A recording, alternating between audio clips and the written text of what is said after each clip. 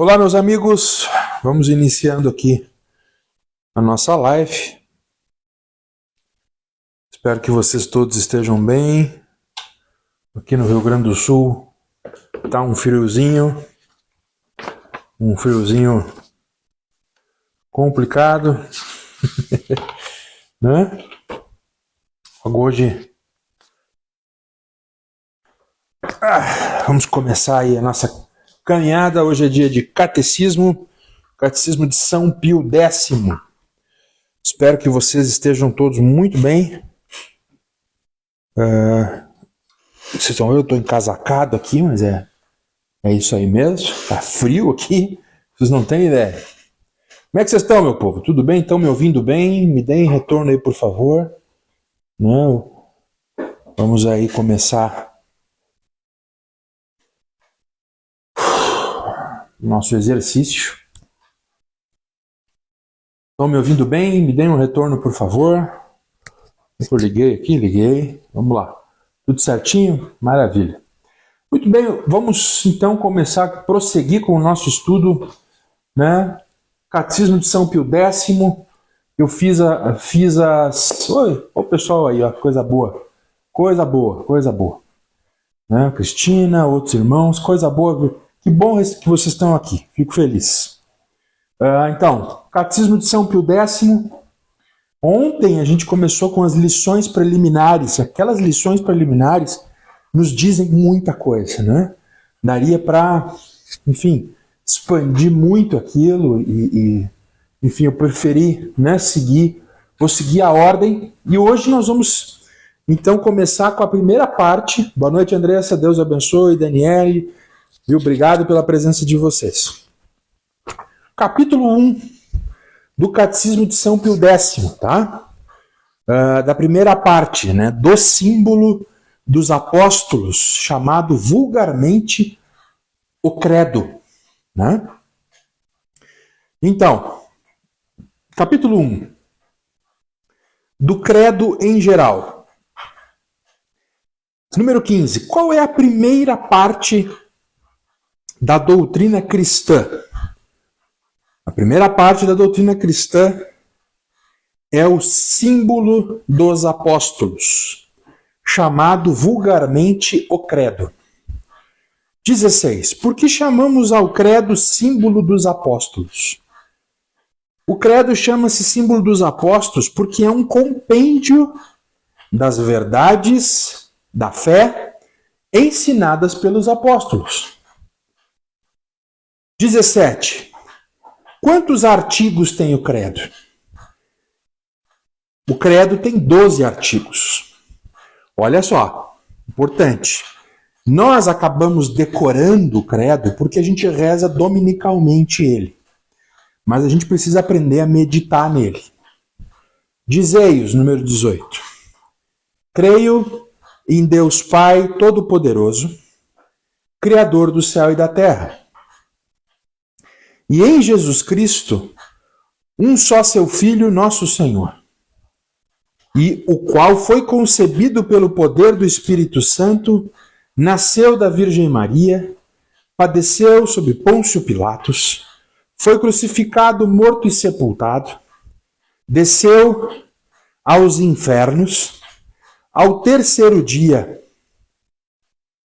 ressurgiu dos mortos, subiu ao céu, está sentado à direita de Deus Pai Todo-Poderoso, de onde há de vir a julgar os vivos e os mortos. Creio no Espírito Santo, na Santa Igreja Católica, na comunhão dos santos, na remissão dos pecados, na ressurreição da carne, na vida eterna. Amém. 19.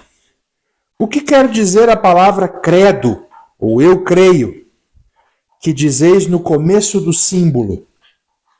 A palavra credo, eu creio, quer dizer: eu tenho por absolutamente verdadeiro tudo o que nestes 12 artigos se contém.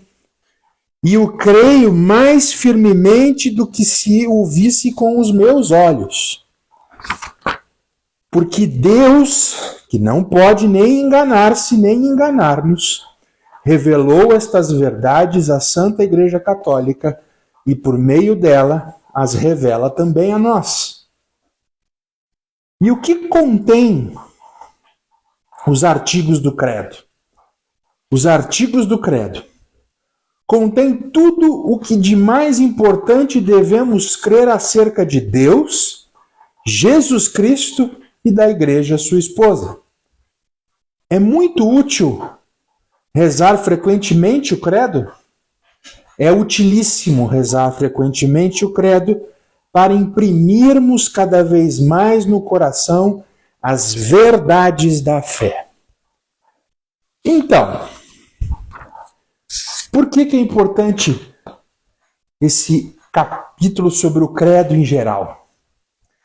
Porque nós vivemos numa época em que a religião ela é uma coisa muito fluida, sabe? Na época, vocês são muito novos para isso, mas na época do Orkut, tinha quem teve no Orkut sabe o que eu estou falando. Havia quando você não queria dizer que era religioso, né, que era católico, que era evangélico, coisa parecida, você dizia assim, que era espiritual além das religiões, sabe? Ou seja, você tinha uma espiritualidade. Isso é uma grande bobagem. Porque essa espiritualidade nada mais é do que Tu lembra, né, Daniel? Esse negócio de uma espiritualidade sem religião é uma bobagem completa. Né? Porque isso está fundamentado na ideia de que religiões em si são más. Né? E que você pode manter parte de algumas dessas verdades, de alguns desses pensamentos, sem a parte chata. Essa é a verdade. Né? Acontece, minha gente, que este texto do credo, nele estão descritas verdades no cristianismo que quem não concorda com elas não pode se dizer cristão. Então tem algumas coisas, por exemplo, que a gente pode discordar entre cristãos, como é comum entre evangélicos e católicos, por exemplo, que não é um ponto central da fé. O ponto central da fé não pode ser, não há discussão. E isso está sumariado aqui no credo apostólico. E por isso que ele é o começo, a primeira parte da fé. A gente tem que definir, para a gente andar junto, o que é essencial.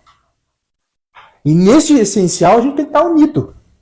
Então, por exemplo, dizer que existe Deus Pai, que Deus Filho é Jesus Cristo e que existe Deus Espírito Santo, é ponto pacífico entre cristãos.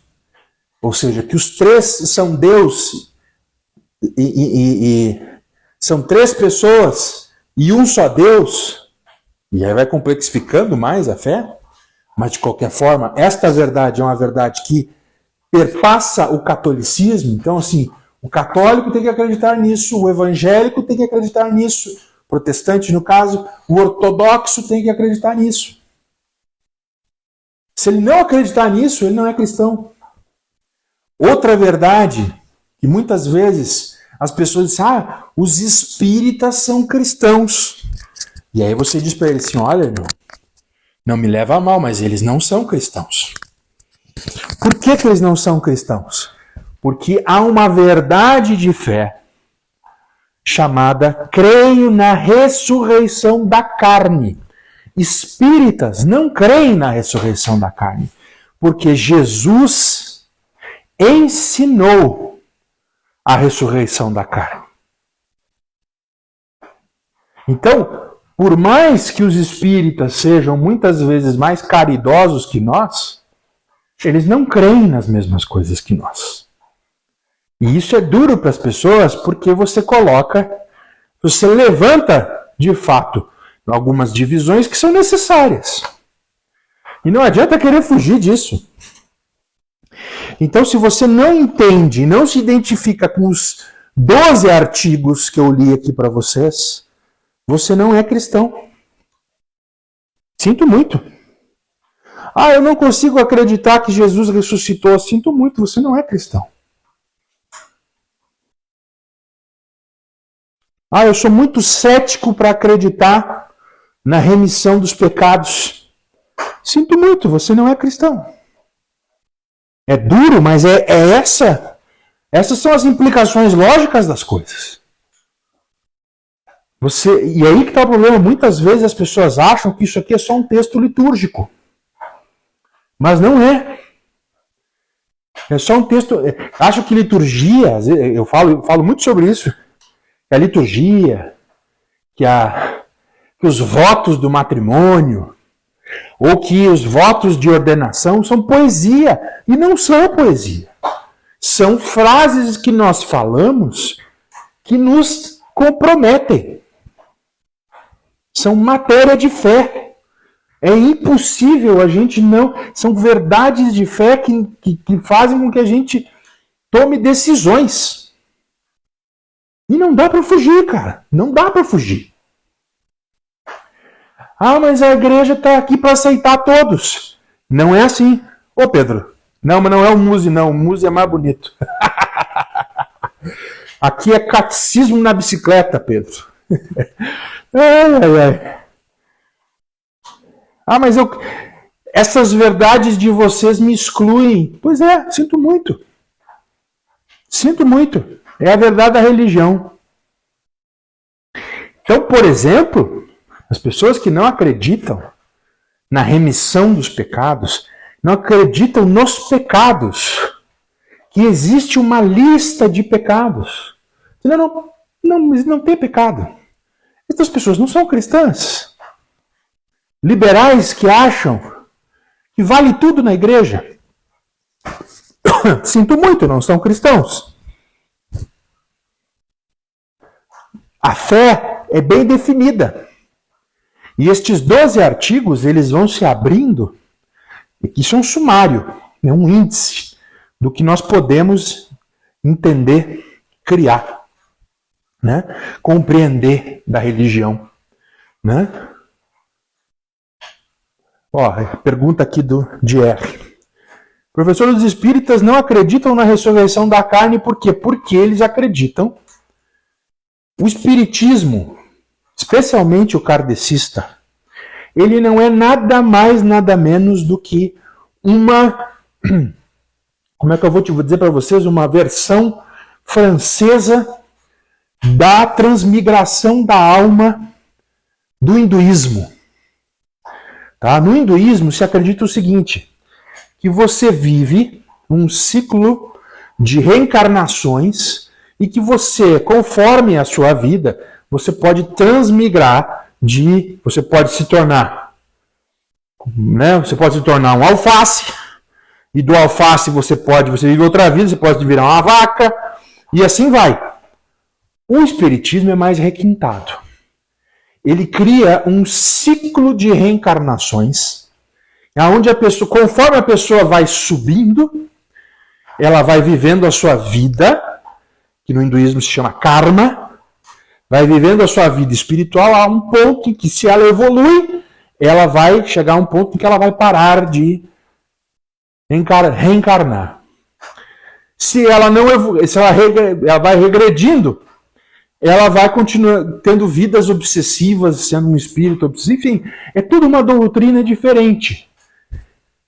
E ela é tão diferente que o fundador escreveu um evangelho dele. Mas o que ele fez de forma muito esperta? Para sustentar as loucuras que ele queria ensinar, ele deu uma passada de pano no evangelho e disse assim, não, Jesus ensinou esse negócio. E aí ele tirou a ressurreição, onde está a ressurreição, ele botou a reencarnação, virou uma zona.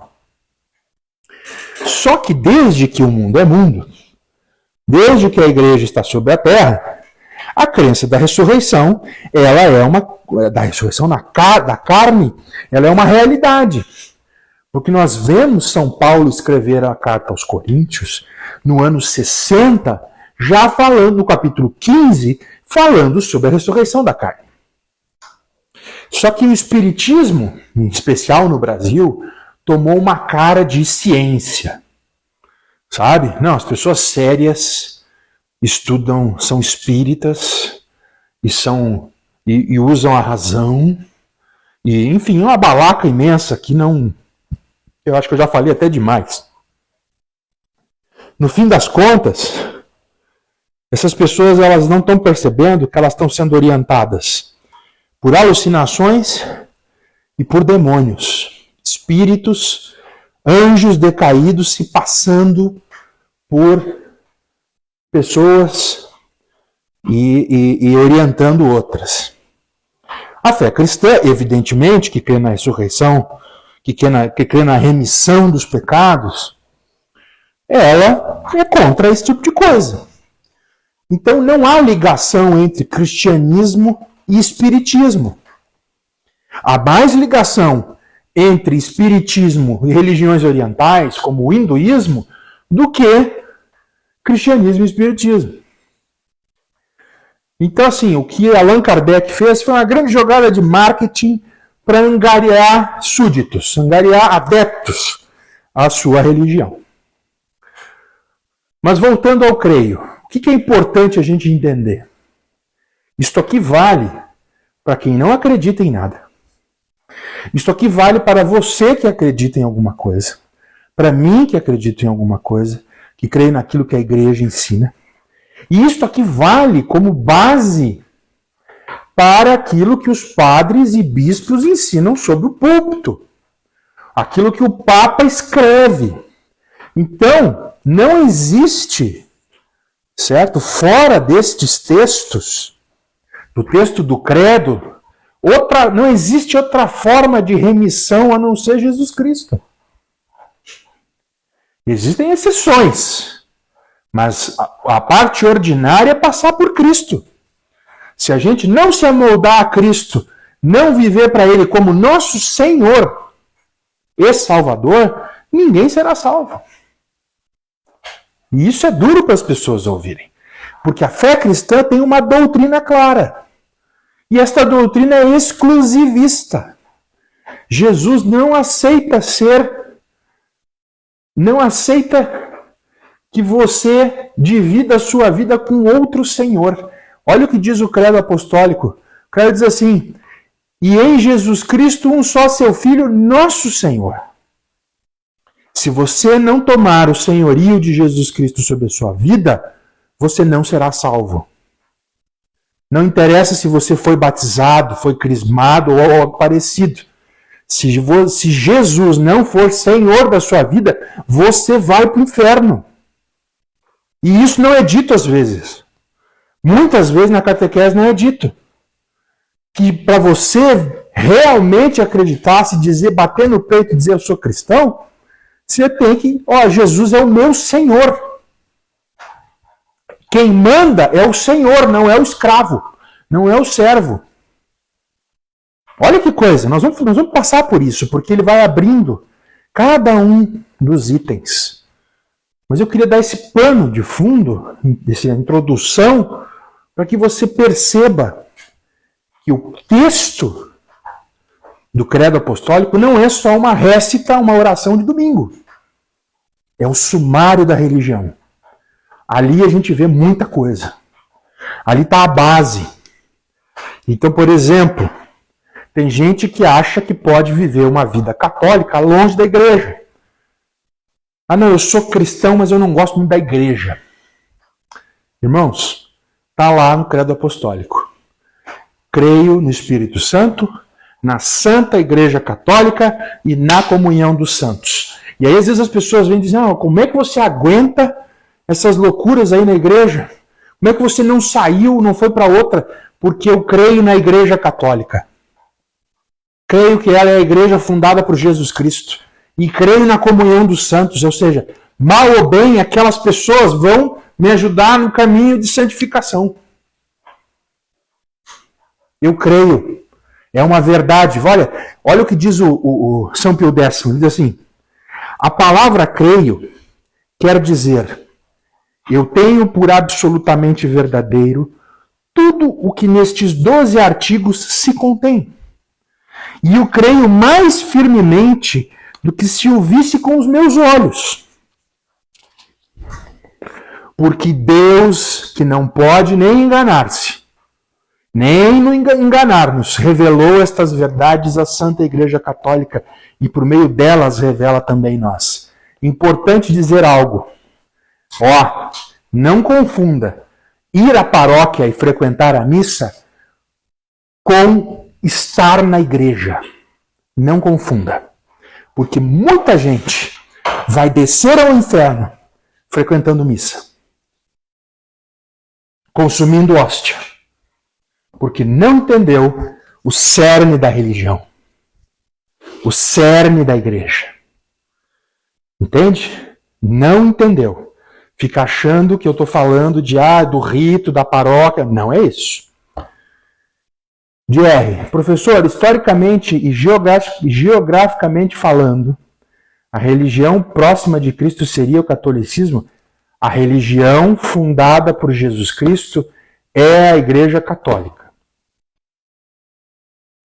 Ponto. Tá? E aqui eu vou aproveitar e vou responder algo, tá? Que foi a querida família X, pessoal lá do o João, a Daia, que são queridos demais. Eles me perguntaram sobre a igreja no Oriente. Gente, durante o primeiro milênio da igreja, a igreja passou por maus bocados, por perseguição, etc. Mas sempre se manteve una. Em 1054 acontece a primeira grande divisão, que é a divisão entre o Ocidente e o Oriente. E desta divisão nasce a Igreja Católica Apostólica, aquilo que nós chamamos Igreja Católica Apostólica Romana, e aquilo que veio a se chamar de Igreja Ortodoxa. Isso em 1054. Para nosso escândalo, para escândalo do mundo, os cristãos que dizem ser um em Cristo agora estão separados, em 1054. Em 1517, neste lado latino, ou seja, no Ocidente, acontece outra grande divisão. Também para escândalo do mundo. Né? Ou seja, aqueles que dizem viver juntos, que são um com Jesus Cristo, eles dividem a igreja. Então, acontece as reformas protestantes, porque foi mais de uma. Acontece uma na Alemanha, acontece uma na Suíça, acontece uma na Inglaterra, no Reino Unido, e isso toca fogo no mundo. Isso não muda o fato de que a Igreja Católica foi a igreja fundada por Jesus Cristo. Isto diz que, infelizmente, muitos homens deixam de lado as ordens de Jesus e fazem o que bem entendem na igreja. E causam escândalo, causam cismas. E isso é grave. E nosso Senhor vai ser muito severo no dia do juízo com essas pessoas. E especialmente aqueles que ainda vivem fomentando divisão. A estes, eu tenho muita pena do que irão passar no dia do juízo. Quem começa a bater no peito diz assim, eu sou católico com orgulho. Quem bate no peito diz assim, eu sou evangélico com orgulho. Eu sou ortodoxo com orgulho. Eu quero dizer que Deus vai lhe punir severamente por isso. Porque no nosso evangelho, no evangelho que estão na Escritura, que foi ensinado na igreja, diz que todos aqueles que creem e forem batizados serão salvos. Quem crê em Jesus Cristo e for batizado será salvo. Preste bem atenção nisso que eu estou falando. Mais adiante, São Pio X vai demonstrando isso. Só que você tem que permanecer aqui comigo, tá bom?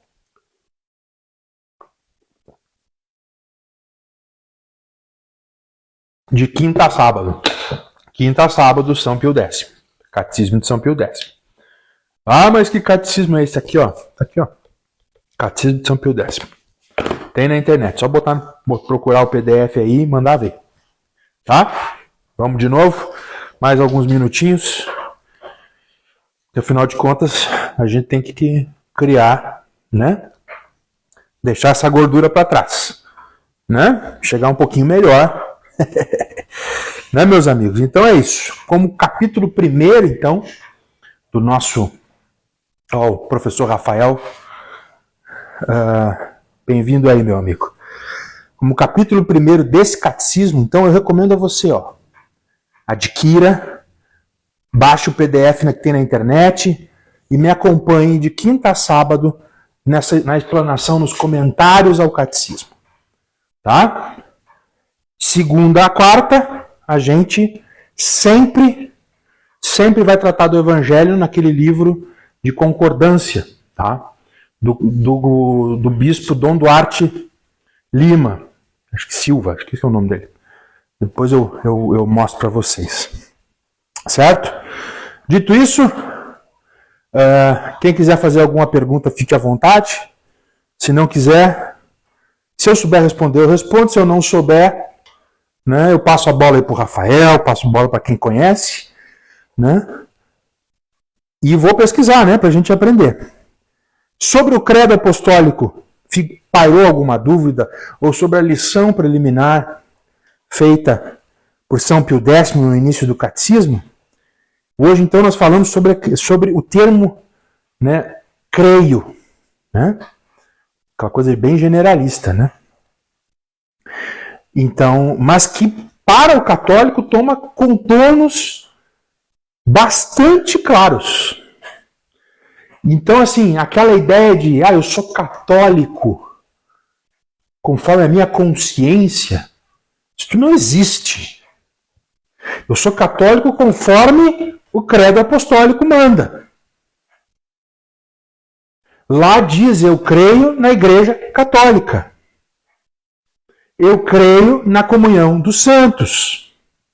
Evidentemente que São Pio X vai abrindo artigo por artigo. Mas a gente tem que entender a árvore inteira. Então, se alguém vira para você e diz assim, você acredita que... Eu acredito que Jesus é um bom mestre só. Você pode dizer assim, esse cara não é cristão.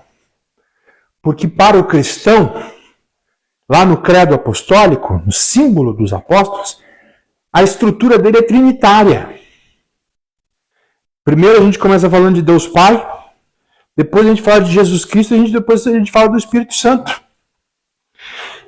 Tudo que está debaixo, creio em Deus Pai, Criador do céu e da terra. Creio em Jesus Cristo, tudo que aconteceu com Jesus Cristo.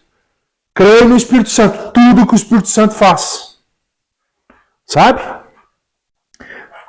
Daniel falando, parte da minha família é assim, católicos como convém. Pois é, e é a imensa maioria dos brasileiros. Que é o que eu costumo dizer. A gente precisa urgentemente catequizar essa turma. Marília Costa, sou católico, mas meu esposo não. Ele não acredita que foi a igreja que Jesus fundou. Pois é. E aí o que acontece? Quando a gente escuta... Vejam, vocês estão falando com uma pessoa que foi criada numa igreja evangélica, numa comunidade que ouviu isso a vida inteira. E foi pesquisando e conhecendo a igreja, reconhecendo nela o Senhor Jesus, lá na Eucaristia, que eu posso dizer para vocês, sem medo de errar.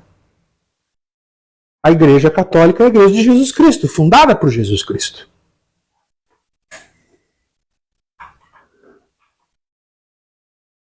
O que é crer na Igreja?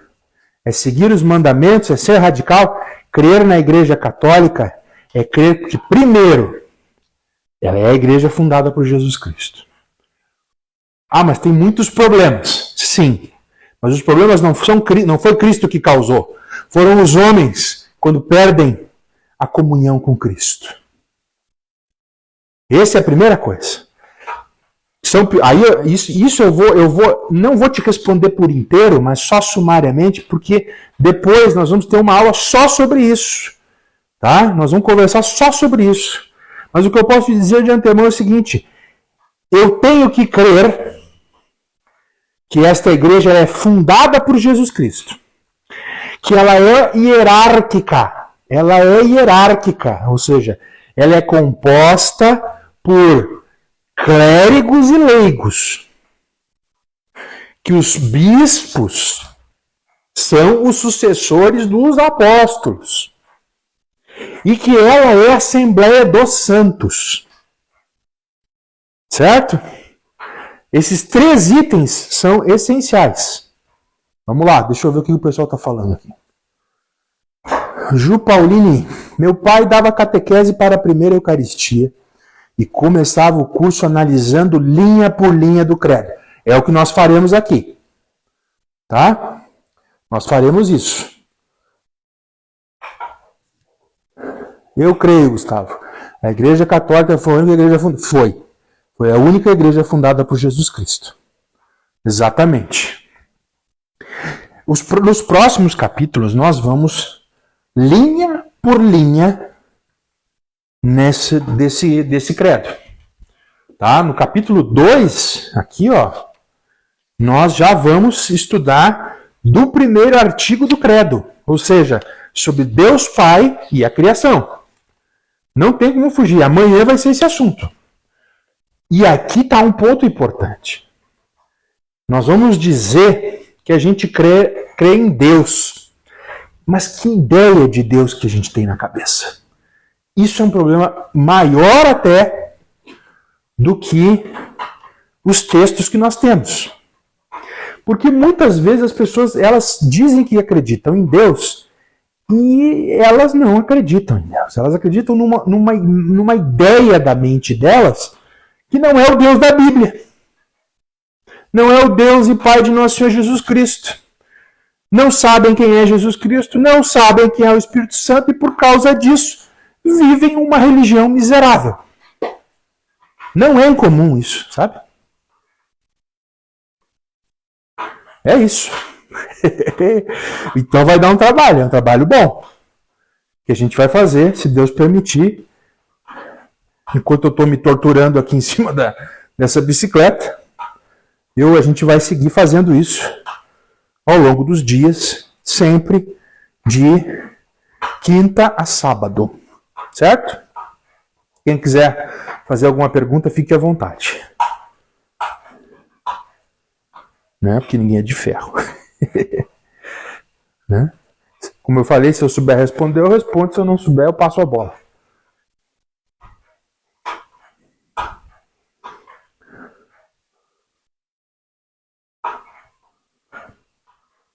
E vamos que vamos. Se ninguém tem nada para perguntar, daqui a pouco eu estou parando aqui. Eu já acho que já fiz o meu tempo. Deixa eu ver aqui como é que eu estou. Católico 23. Como é que é? Falei à minha esposa que não vai demorar e teremos que escolher entre Cristo e o mundo. Nova ordem mundial. Irmão, o que você quer dizer com isso? Define para mim. Nova ordem mundial. O cristão, quando a pessoa se torna cristã, a gente tem que tomar cuidado de não sair repetindo as coisas por aí, sem saber efetivamente a nossa fé. Irmão, você se tornou cristão, você já está em guerra com o mundo, com o demônio, com o mundo e com a carne. Às vezes as pessoas não têm esse senso, sabe? Não tem essa compreensão. Que ao dizer-se católico, automaticamente ela deveria estar em guerra. Às vezes as pessoas elas não têm esse senso. Guerra contra si, guerra contra o sistema que está aí fora, e contra o demônio. Onde começar a estudar para meu esposo que Jesus fundou a Igreja Católica? Atos 28.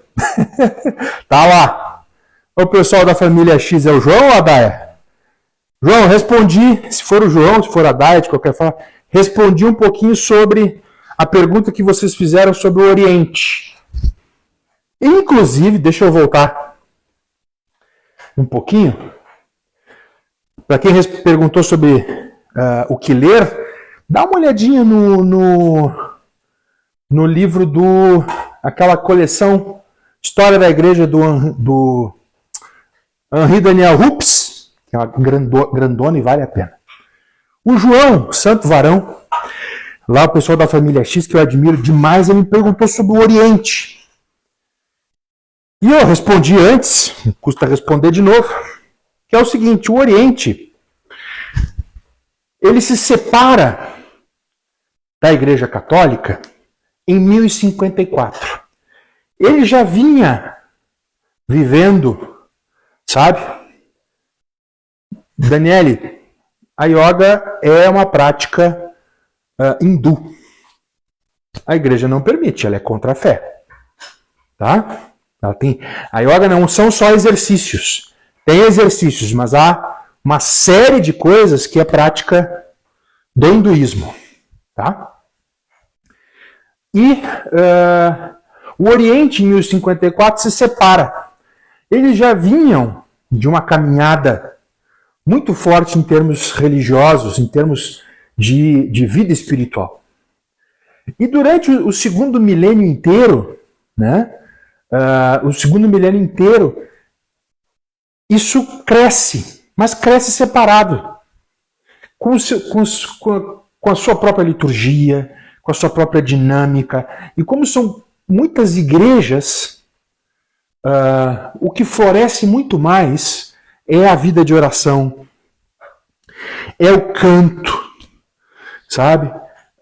Então é muito interessante, e por isso que o Concílio Vaticano II, lá na Unitatis Redintegratio, diz: olha, nós temos que conhecer um pouco mais as tradições espirituais dos nossos irmãos ortodoxos, porque tem muita coisa boa, a sua arquitetura sacra, os ícones, as suas orações, as suas tradições próprias, a divina liturgia, sabe?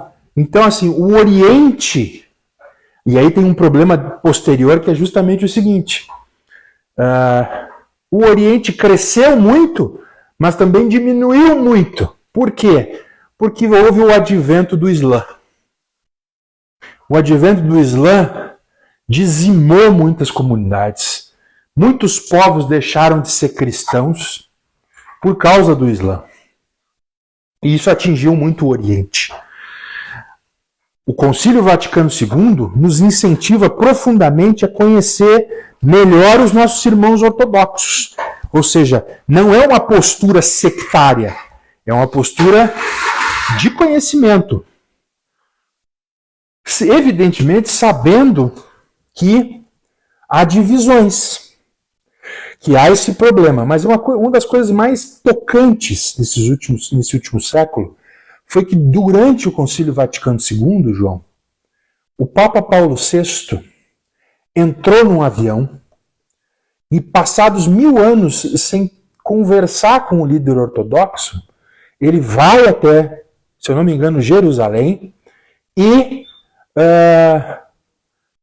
a live tá ótima, mas eu estou indo para o campo, daí sai de área, que pena. Vai ficar gravado. O Papa Paulo VI se encontra com o patriarca de Constantinopla, se eu não me engano, em Jerusalém, e abraça ele, né? E eles levantam as excomunhões mútuas. Então, assim, começou-se uma jornada, uma caminhada institucional para voltar a ter comunhão. Nós temos igrejas, a Igreja Católica Romana, ela tem 24 ritos, 23 são orientais, são muito parecidos com a Igreja Ortodoxa, inclusive alguns ortodoxos que voltaram a ter comunhão com Roma. Se reza costumeiramente, com mais frequência, na maioria destes ritos, a Divina Liturgia de São João Crisóstomo. Né? Não se reza a missa latina, como a gente chama. Então, assim, nós precisamos conhecer mais do Oriente, a sua riqueza em termos de oração, arquitetura sacra, tradição espiritual, iconografia. Então, assim, eu particularmente eu tenho um apreço muito grande por ícones. Eu gosto mais de ícone do que de imagens de barro ou de gesso. Eu gosto mais de ícone. Me remete muito mais facilmente aos santos. Mas, enfim, é isso que dá para dizer do Oriente. Católico 23. Gustavo, tu acha que as pessoas crerão em Deus e na igreja daqui a 10 anos, diante de tudo que estamos vivendo? Irmão, não pense que esta época que nós estamos vivendo é pior do que aquilo que já se viveu antes. Tá? Não se iluda. Agora, eu acho que nós teremos, se Bento XVI estiver certo, nós teremos muitas dificuldades porque a nossa geração não tem passado o evangelho para a próxima. Quantas pessoas você conhece? Para quantas pessoas você pregou o evangelho? Opa, valeu, João. E olha, eu acompanho vocês lá no canal, viu? Com muita alegria. Um dia, se Deus permitir, eu ainda vou visitar vocês. Vou botar a turma na caminhonete e vou aí ver vocês. E boa hora para Daia, viu? Estamos rezando por vocês aqui.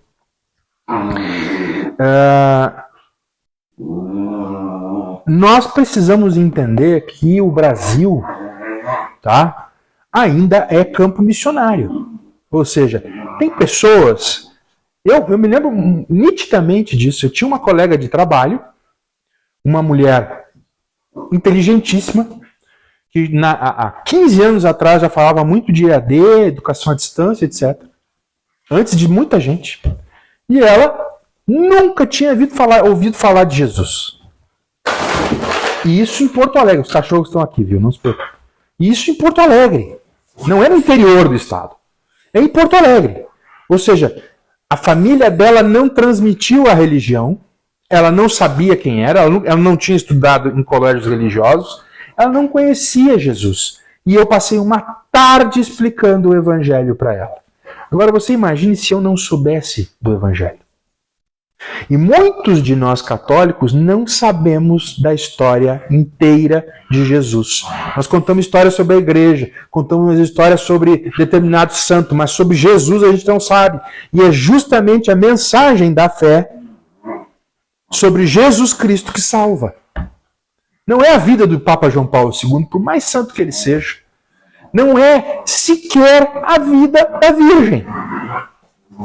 É as palavras e a obra de Jesus Cristo. Tá? Enfim, era isso. Meu povo, muito obrigado.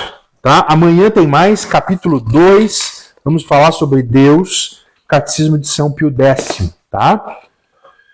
E era isso. Muito obrigado a todos que estão aí. Obrigado realmente. Deus abençoe. Até amanhã.